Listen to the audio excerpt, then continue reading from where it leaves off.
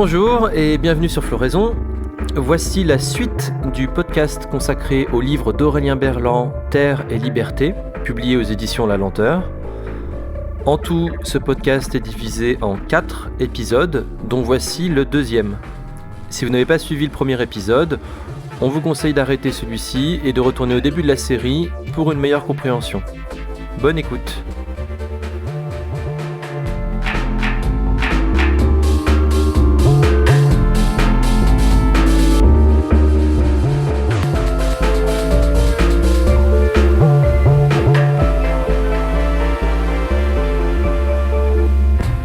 Juste pour précision, on a la sensation, quand même, en écoutant cette évolution de la notion de liberté, qu'il y a quelque chose d'assez naturel, comme un fleuve qui suit son cours, au risque de naturaliser peut-être ce terme-là. Quelles sont les conditions matérielles qui expliquent les bouleversements qui nous amènent jusqu'au cas présent par rapport à la notion, à la sensation de liberté ? Alors là, c'est une très très vaste question parce que ça implique énormément de facteurs. J'en analyse quelques-uns dans le livre, en m'appuyant notamment en discutant l'analyse que fait Constant. Quand Benjamin Constant oppose de manière très grossière la liberté des anciens et la liberté des modernes, en fait, moi je suis pas d'accord avec cette opposition, il faudra y revenir, mais je pense que c'est faux, c'est idéologique. C'était une manière de renvoyer à Mathusalem une conception de la liberté qui était trop vivante à son goût. En fait, lui c'était un libéral, il écrit après la Révolution française, il voit que l'aspiration à des formes de liberté collective, notamment chez les paysans français pendant la Révolution française, elle était très forte, des formes d'autogestion communale, de partage des terres, etc. C'était des aspirations très puissantes, et lui, c'est un libéral, il est contre ça, et donc il essaye de ringardiser la conception politique de la liberté qui n'a jamais disparu. Après, pendant les révolutions du 19e siècle, les épisodes conseillistes au 20e siècle, etc., tout montre que cette liberté des anciens, enfin, cette conception collective de la liberté que Constant brocarde ou ringardise comme liberté des anciens, elle est restée bien vivante, et justement pour les libéraux, elle était beaucoup trop vivante. Donc lui, il essaye de se débarrasser de ça. On pourra revenir en fait sur ma vision de l'histoire de la liberté peut-être un petit peu plus tard. Mais en tous les cas, quand il fait sa distinction liberté des anciens, liberté des modernes, il se demande bien sûr qu'est-ce qui a provoqué un tel changement, un tel basculement dans le sens de la liberté entre les temps anciens et les temps modernes. Et lui, il avance un certain nombre de facteurs explicatifs. On va pas tous les analyser parce qu'il y en a certains, c'est vraiment purement idéologique, mais on peut retenir qu'il relie cette évolution avec l'évolution de la taille des sociétés. Il souligne à juste titre que la conception collective politique et de la liberté portée par les Grecs, donc qui était basée sur la démocratie directe, elle était liée à des formes politiques qui étaient relativement petites, des cités-États qui n'étaient pas des États-continents comme les États-Unis ou l'Inde aujourd'hui, et où il y avait relativement peu d'habitants, enfin beaucoup moins de citoyens qu'aujourd'hui. Athènes, qui était pourtant une très grande ville dans l'Antiquité, la démocratie athénienne, on estime qu'il y avait maximum 40 000 citoyens, ce qui est déjà beaucoup pour se réunir et débattre ensemble des lois qu'on peut faire. Ils n'étaient pas 40 000 dans l'Assemblée Générale, mais l'Assemblée Générale, il pouvait y avoir plusieurs milliers de personnes quand même qui y assistaient. Mais voilà, c'est lié à des sociétés d'échelle relativement réduite. Alors que la liberté des modernes, constate Constant, elle se développe dans des États très grands. La France de l'époque de Constant, c'est plus de 20 millions d'habitants. L'Angleterre aussi. C'est des grands États, c'est des États territoriaux et non pas des cités-États. L'explication, c'est que quand on vit dans un très grand État, quand on vit dans un petit État et où on peut décider les lois avec ses concitoyens, eh bien plus le nombre de concitoyens est grand, moins on a le sentiment de pouvoir peser sur les décisions politiques. Quand vous êtes quelques centaines ou quelques milliers, on peut avoir le sentiment encore qu'en bataillant dur, en allant discuter d'échoppe en échoppe avec ses voisins, on pourra influencer la prise de décision d'aller faire la guerre à tel peuple ou de changer telle loi dans la Constitution. Donc on a un certain sentiment d'une influence politique possible à l'échelle individuelle. Plus on est noyé dans des masses immenses de citoyens, moins on a ce sentiment-là. Donc plus on a le sentiment que finalement l'exercice de nos droits politiques, c'est vain. C'est vain, ça sert à rien, on ne pèse rien, on est un fétu de paille par rapport au système anonyme dans lequel on vit. Et donc on renonce, on se consacre à d'autres activités parce qu'on a le sentiment que ça ne sert à rien ou à pas grand-chose et que c'est moins plaisant, par exemple, que de faire de l'astronomie ou de développer des hobbies, ceux qu'on a. Donc ça, c'est un premier facteur que met en avant Constant. Un deuxième facteur essentiel, qui est sous-jacent dans l'analyse de Constant, mais qui revient constamment, mais qu'il ne pointe pas, c'est le développement, ce qu'il appelle le développement de la civilisation.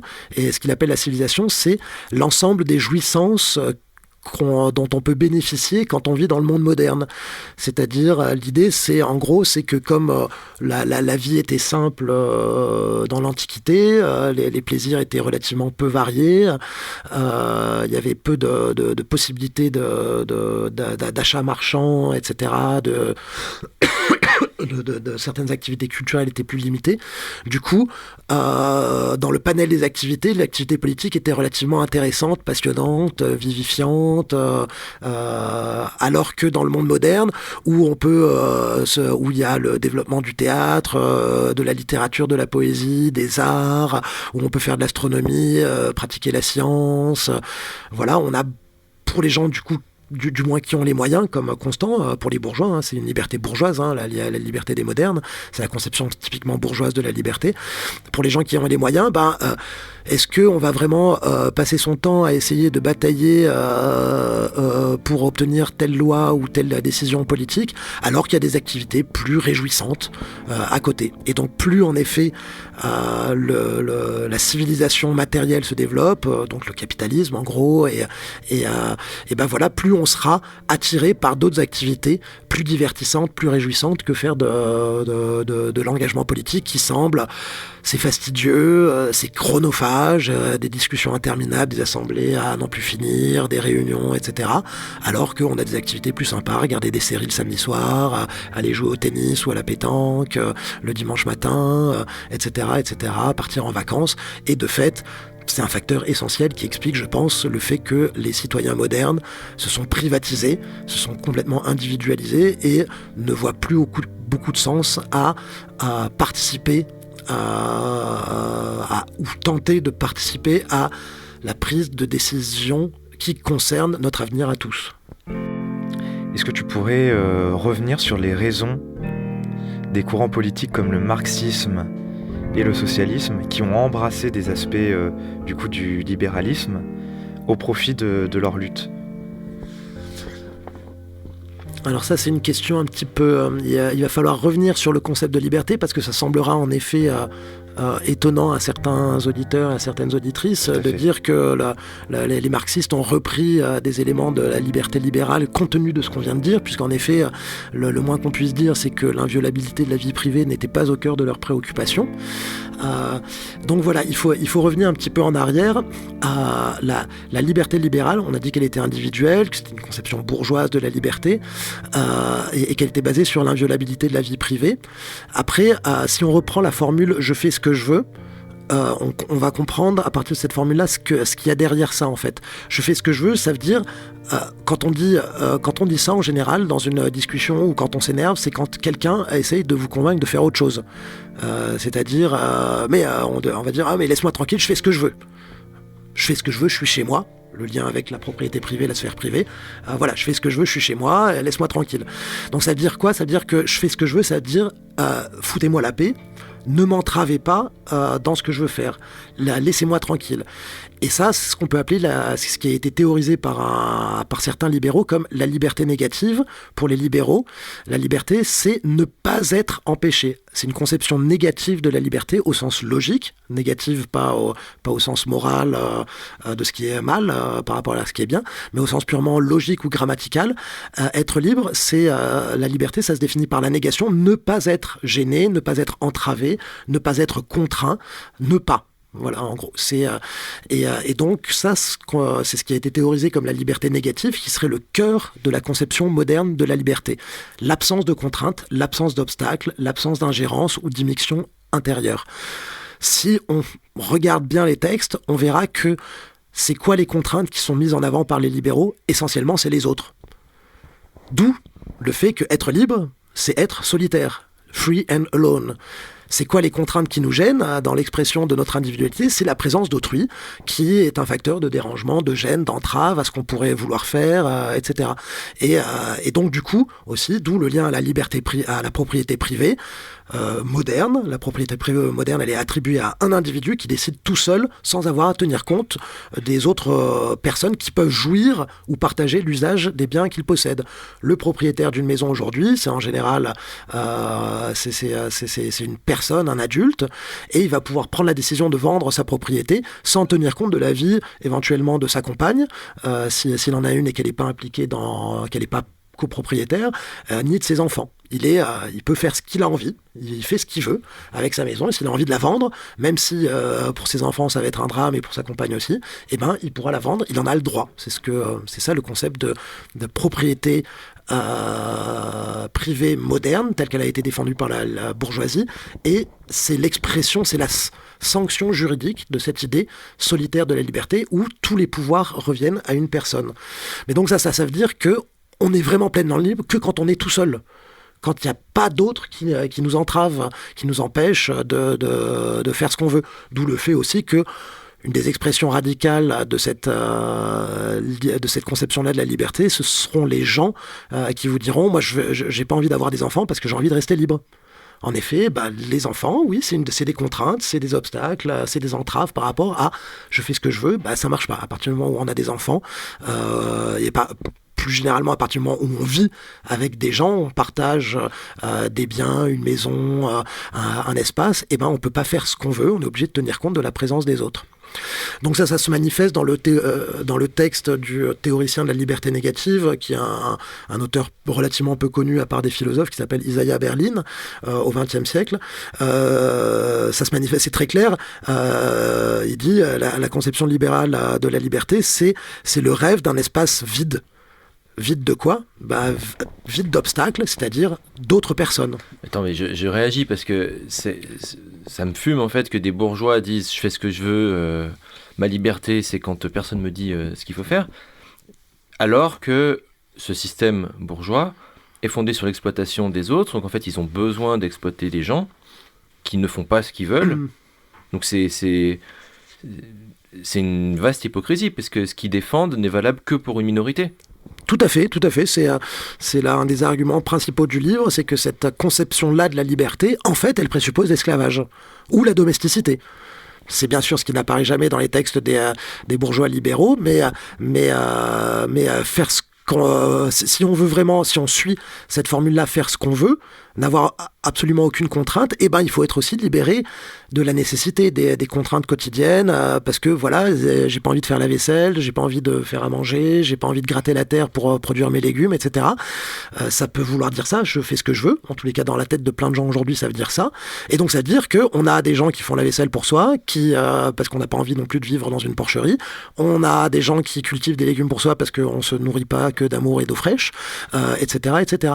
Donc en fait, derrière cette conception libérale de la liberté, il y a un monde d'asservissement, alors pas sous la forme de l'esclavage classique, de la privation pure et simple de droits, mais de formes atténuées, qui ont été vécues par les gens concernés, des formes qui ont été vécues comme des formes atténuées d'esclavage, de domesticité, d'ouvriers, de salariat, etc., pour permettre à une mince élite de faire ce qu'elle veut, justement. D'ailleurs, le texte Berlin dit très clairement, cette liberté négative, c'est le legs magnifique qui n'a été goûté que par une très fine minorité de gens éclairés. Lui, il pense, mais en fait, c'était des conditions matérielles dégueulasses.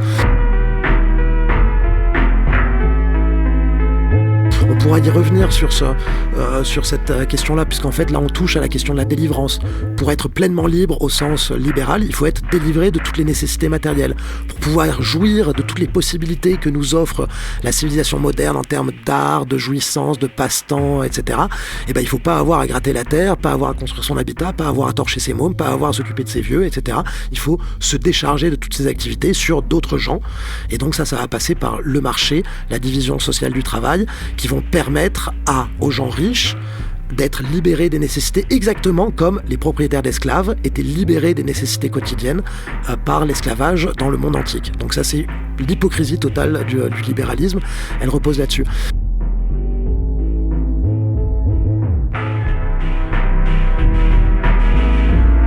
Mais pour faire le lien avec le marxisme, on va retrouver cette idée-là. Le lien, c'est le suivant. Donc, on a vu que la liberté, c'est l'absence d'obstacles, l'absence de contraintes, l'absence de limites, finalement, posées à l'individu, notamment par les autres. Ça, c'est le cœur du concept libéral. Mais quand on suit cette idée libérale dans les textes, notamment au XIXe siècle, très vite, il y a des libéraux qui vont pointer le fait que la liberté comme absence d'entrave, de limites, d'obstacles, eh bien, en fait, ce qui nous entrave, c'est pas seulement les autres, ça peut être aussi les limites qui nous sont imposées par la nature des choses, la résistance de la matière, les aléas de la nature, etc. Et donc, on va juger que la liberté, c'est dépasser, surmonter les obstacles, donc étendre notre pouvoir d'agir, notre pouvoir de transformer le monde, et donc ça va passer par la technique. La technique va être proposée comme émancipatrice, mais derrière cette idée que la technique est émancipatrice, on a toujours la même idée que la liberté, c'est l'absence de contraintes, l'absence de limites, l'absence d'obstacles, sauf que là, les obstacles qui comptent, ce ne sont pas seulement ceux liés à la présence d'autrui, ce sont ceux liés au fait que nous restons des animaux, en quelque sorte, des êtres, des organismes vivants qui sont pris dans la nature. On est dépendant d'un monde extérieur qui n'est pas le simple fruit de notre volonté, on le construit largement, l'espèce humaine a toujours modifié son environnement, mais notre environnement n'a jamais été que le fruit de notre pure volonté, donc ça résiste, il y a des obstacles, il y a des limites à notre volonté de pouvoir faire ce qu'on veut, et ça, le développement de la technoscience et de la technique et de la technologie à partir du 19e siècle vont permettre de surmonter ces obstacles-là, d'étendre notre pouvoir d'agir, et donc d'augmenter notre liberté en ce sens-là, d'être délivré d'un certain nombre de limites, de contraintes et d'obstacles. Et cette idée-là de la liberté, alors chez Constant, elle joue un rôle très minime, mais en fait on voit qu'elle traverse déjà les écrits, elle est présente chez Constant, mais de manière complètement implicite, il n'en parle jamais. Mais elle traverse les écrits des libéraux. Mais bizarrement, cette conception-là de la liberté, ça va être défendu par qui ? Notamment par les marxistes. Et par Marx lui-même. Marx, il n'a jamais cherché à vraiment définir le concept d'émancipation, le concept de liberté, qu'il utilise régulièrement pour décrire la société communiste à laquelle il aspire. Mais un des rares textes un petit peu théoriques où il essaye de préciser sa pensée là-dessus, c'est un texte du livre 3 du Capital, où il oppose le règne de la liberté avec le règne de la nécessité. Et le règne de la nécessité, c'est quand on est contraint par des nécessités extérieures à faire un certain nombre de choses qu'on n'a pas choisies soi-même. Donc, les nécessités extérieures, c'est manger, boire, dormir, se chauffer, toutes les nécessités de la vie quotidienne, qui sont liés au fait qu'on a un corps, qu'on est des êtres vivants, et qu'on est inscrit donc dans un monde naturel dont on dépend comme tous les autres animaux. Et voilà. Et donc pour lui, ça c'est le monde de la nécessité, et le monde de la liberté, le règne de la liberté, c'est un vocabulaire très biblique qu'il utilise. Le règne de la liberté, ce serait l'au-delà de la nécessité, c'est-à-dire à partir du moment où on ne serait plus contraint de faire des choses par nécessité extérieure liée au fait qu'on a un corps, etc.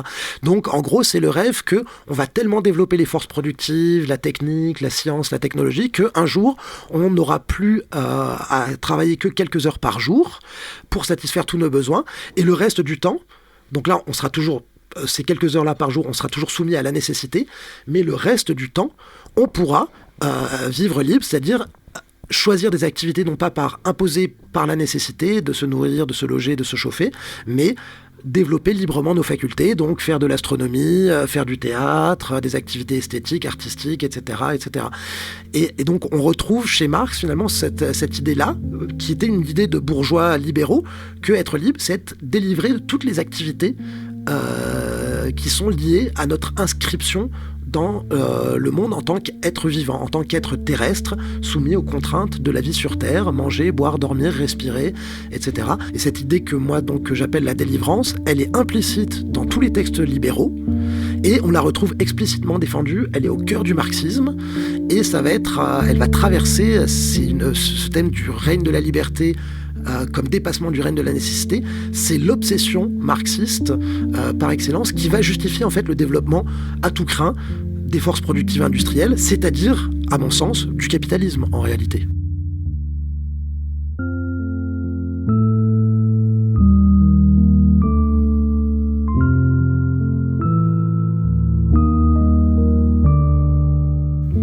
Mais du coup, ce que tu décris là, c'est un peu une forme de religion, d'anti-monde, mais pas exactement de la même façon que des religions plus anciennes, ou qui vont nous faire accepter justement la façon dont Marx parle des religions, qui sert à l'opium du peuple, qui sert à accepter les conditions présentes. Là, la forme de mythe, de fuite en avant dont tu parles, il y a quand même une transformation du monde matériel. Donc est-ce que c'est la même chose? Est-ce que c'est une forme de religion? Ou qu'est-ce que tu penses de ça? Il me semble que tu l'évoques dans ton livre à un moment. Oui, j'ai cette idée que être libre, c'est être déchargé des nécessités de la vie, délivré des nécessités de la vie, au sens nécessité, pas au sens fort. Je pense que rien n'est absolument nécessaire à l'être humain à part respirer, boire. On peut se passer de manger pendant des semaines. Il y a des ascètes qui vivent de manière complètement folle dans les bois, etc. On peut se passer beaucoup de choses. Donc le terme nécessité, il faut faire attention avec ça. Mais quand on le relativise et qu'on comprend que les nécessités, c'est nos besoins, nos habitudes naturalisées en quelque sorte, et qu'elles sont constitutives d'une certaine forme de vie à laquelle on tient et donc on estime nécessaire d'avoir une maison aujourd'hui, de manger à peu près à sa faim, etc. Par rapport à la forme de vie qu'on veut défendre. Une fois qu'on comprend le terme nécessité dans ce sens-là, on est à peu près clair. Mais donc être délivré des nécessités de la vie, c'est ce que j'appelle la délivrance, et c'est cette conception qui me semble sous-jacente à la fois au libéralisme et au marxisme, que je retrouve partout à l'âge moderne et qui me semble constituer le cœur de la liberté des modernes. Quand je disais tout à l'heure que la question c'était de savoir s'il y avait eu un basculement avec Snowden, ce qu'on avait basculé d'un sens de la liberté, d'une conception de la liberté vers une autre, ou si ça avait été juste le révélateur de quelque chose de sous-jacent, c'est ça que je voulais dire. Mon interprétation, c'est que l'affaire Snowden, elle révèle que finalement cette inviolabilité de la vie privée, c'était la vitrine constitutionnelle de quelque chose d'autre qui est au cœur du libéralisme, mais qui va bien au-delà du libéralisme, qui est l'aspiration à être délivré des nécessités de la vie. Et ça, c'est une aspiration fondamentalement aristocratique, c'est une aspiration de dominant, de classe dominante, de groupe dominant, qui a pu passer par l'esclavage, mais qui a pu passer aussi par le marché à l'époque moderne. Avec d'autres modalités, il y a toujours cette volonté d'être délivré des nécessités de la vie. Et les nécessités de la vie, elles sont doubles. Il y a deux aspects qui sont liés à notre condition d'animaux politiques, en quelque sorte. Il y a le fait qu'on est des animaux, donc on est des organismes pris dans la nature, on a besoin de boire, manger, etc. C'est les nécessités matérielles de la vie. Et il y a les nécessités politiques de la vie, on est des animaux politiques, c'est-à-dire on parle, on s'organise collectivement, on a besoin des autres, on se réfère toujours aux autres, même quand on vit comme un ermite dans les bois ou comme un anachorète ou je ne sais quoi, on est toujours en lien avec les autres, c'est une dynamique sociale qui nous pousse à faire ces choix-là, c'est par rapport aux autres, par distinction des autres, on est intégralement toujours dépendant d'autrui quand quand on est un être humain. Et donc voilà, ces deux aspirations, elles traversent complètement le libéralisme. Le libéralisme, c'est explicite l'idée d'être délivré de la pression des autres, et implicitement, on retrouve dans tous les textes libéraux cette idée qu'être libre, c'est être aussi débarrassé de toutes les activités matérielles de la vie, ou de la part la plus ingrate, la plus pénible, faire la vaisselle, la lessive, le ménage, toutes les activités qu'on a dont les dominants se sont débarrassés sur des dominés, qu'il s'agisse de domestiques, de femmes, d'esclaves, d'ouvriers, de salariés, etc., etc. Et donc ça, on le retrouve aussi complètement dans le marxisme. Donc j'ai essayé de creuser d'où venait cette idée de délivrance. Et en effet, il y a tout un soubassement religieux. C'est-à-dire que dans beaucoup de religions, notamment les religions du livre, mais pas seulement, il y a l'idée que les hommes, les humains ne seront pleinement libres qu'une fois délivrés de leur statut d'êtres terrestres, d'êtres mortels, d'animaux mortels. Sur Terre, par exemple, dans la Bible,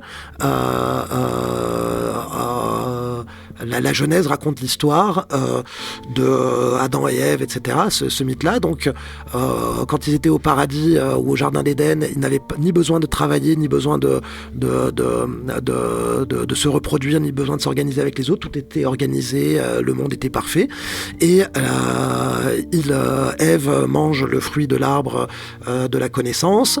L'humanité est punie et déchue, elle va vivre sur Terre. Et sur Terre, la condition terrestre va se caractériser par 3 malédictions. Explicitement dans la Bible, il y a la malédiction du travail physique. À la sueur de ton front, tu gagneras ton pain. La malédiction de la souffrance physique, et notamment des douleurs liées à l'enfantement et à l'accouchement pour les femmes. Dans la douleur, tu enfanteras. Et la malédiction de la mort. Poussière, à la poussière, tu retourneras. Et implicitement, il y en a une 4e, c'est avec les autres, tu devras t'organiser. C'est pas dans le texte de la Bible, je le rajoute, mais par exemple les premiers théologiens chrétiens ont tout à fait tiré cette conséquence. Il faut obéir à toute autorité sacrée, comme le dit la Bible, comme le dit saint Paul dans la Bible. Pourquoi ? Parce que la politique, donc avec sa part de violence, de conflictualité, c'est une des punitions soumise à laquelle Dieu a soumis l'humanité déchue pour avoir péché. Donc on retrouve tout ce contexte-là, et donc il y a le rêve que la vraie liberté, elle aura lieu dans l'au-delà, quand on aura rejoint le Père et qu'on sera plus soumis ni à la mort, ni à la maladie et à la souffrance physique, ni au travail, ni à la nécessité de s'organiser avec les autres. Et en fait, ce thème-là, on le retrouve dans plein de religions, même chez les Tupi-Guarani en Amazonie, qui rêvent, régulièrement, il y a des groupes de gens qui quittent une tribu à la recherche de la terre sans mal, où on n'a pas besoin de travailler, où il n'y a pas de maladie, où il n'y a pas de mort. Tous les mythes de la fontaine de Jouvence, le pays de Cocagne, etc., l'âge d'or chez les Grecs, sont toujours des mythes où on retrouve ces constantes, cette volonté d'être délivré d'un certain nombre de maux attachés à la condition humaine. Et donc, la volonté de délivrance politique et matérielle, elle s'inscrit dans ce fantasme-là. Alors, elle est beaucoup plus concrète. C'est débarrasser d'avoir à faire la lessive, la vaisselle, avoir à gratter la terre pour faire pousser des légumes, construire sa maison, s'occuper de ses mômes ou des personnes dépendantes autour de soi. C'est beaucoup plus concret que l'absence de maladie, de la mort, etc. Mais ça se rejoint, par exemple, dans le mouvement transhumaniste qui est l'aboutissement du capitalisme libéral, de l'idéologie libérale et de ses aspirations fantasmatiques à la délivrance, renoue complètement avec ces fantasmes-là, être délivré de la mort, être délivré du handicap, de toute forme de souffrance, etc. Donc il y a la volonté de dépasser la condition humaine. Et voilà, et la quête de délivrance telle qu'on la voit au cœur du libéralisme, au cœur du marxisme, reprend sous des formes plus modestes, on va dire, plus concrètes aussi, des vieux fantasmes qui avaient traversé les religions. Et donc la différence, c'est quoi ? C'est que d'abord, là on vise une délivrance ici-bas. Il ne s'agit pas d'être délivré dans l'au-delà de mots plus ou moins fantasmatiques comme la mort, etc., la maladie et le travail. Là, il s'agit d'en être délivré ici-bas, c'est séculier. On n'est plus dans la quête de délivrance dans l'au-delà. Il y a cette dimension-là. L'autre dimension aussi importante, c'est qu'en fait, dans les religions, cette quête de délivrance, elle aboutissait rarement à un programme, à une recherche de délivrance effective. En fait, j'ai l'impression, je ne suis pas un historien des religions, je ne connais pas très bien, mais que c'était plutôt la base pour inviter à des formes de renoncement, de comprendre en fait qu'on a des désirs beaucoup trop élevés, on a des désirs orgueilleux, démesurés, etc., d'être délivré de la mort, le désir d'être Dieu, en fait, c'est ça. Hein. Finalement, tous ces mythes-là, c'est la volonté de ne plus être des animaux terrestres. Voilà, et donc c'est la mort, ou c'est d'être Dieu, de se dépasser, de dépasser notre condition limitée, d'être incarné, dépendant des autres, etc. Dans les religions, ça conduisait à des éthiques du détachement ou du renoncement, où on comprenait qu'en fait, il fallait renoncer à un certain nombre de désirs délirants qui sont inhérents à la condition humaine. Peut-être que la condition humaine, j'ai parlé tout à l'heure, j'ai dit on est des animaux politiques. Peut-être la condition humaine, c'est surtout de dire qu'on est des animaux insatisfaits à cause de notre inscription dans le langage, de la dynamique du désir humain, de la psyché humaine, etc. C'est en tous les cas ce que diraient les psychanalystes. Et c'est on a un problème de décalage entre nos désirs démesurés. On voudrait tous être des stars, des je ne sais quoi, machin. Il y a cette dimension fantasmatique tout le temps, d'être surpuissant, de pas être soumis à la mort, etc. Et il faut accepter notre finitude, en fait. Et ça, c'est très compliqué. Et il y a ce désir de dépassement-là, mais dans les religions, ça conduisait souvent, en tous les cas dans le bouddhisme, dans certaines formes de christianisme, ça conduisait plutôt à une éthique du renoncement, du détachement, c'est-à-dire on renonce à ces désirs démesurés, on essaye finalement aussi de jouir en partie du moment présent, de trouver une forme de sérénité, de calme, etc. Finalement, s'il y a une dimension religieuse dans le transhumanisme, c'est la pire dimension des religions que le transhumanisme a gardée, en fait. Les religieux étaient bien moins cons, finalement, que les transhumanistes. À bien des égards, ils ne renouent pas avec la sagesse des religions, avec les formes de sagesse qu'on peut trouver dans certains mouvements religieux, parce qu'il y a beaucoup de religions qui sont complètement absurdes et folles, hein, mais ils ne renouent pas avec les bons éléments de certaines sagesses religieuses. Ils en gardent juste la dimension purement fantasmatique de la quête de toute puissance, la quête d'immortalité, qui est en fait historiquement datable. Ces aspirations-là, c'est lié à la développement de la civilisation, donc des grands États et des souverains tout-puissants, c'est dans ce contexte-là que sont apparues la figure du Dieu tout-puissant, modèle patriarcal par excellence, qui est indépendant des autres, qui décide tout, qui fait ce qu'il veut, justement, toujours. Et c'est dans ce contexte-là qu'est apparue cette idée-là, et quelque part, la liberté, ça va être d'être souverain, de prendre la place du souverain. D'où le lien intrinsèque entre la délivrance, la volonté de toute puissance et la domination sociale. Pour être pleinement délivré, il faut être en position de méga domination sociale. Pour pouvoir faire ce qu'on veut, il faut avoir des esclaves à son service.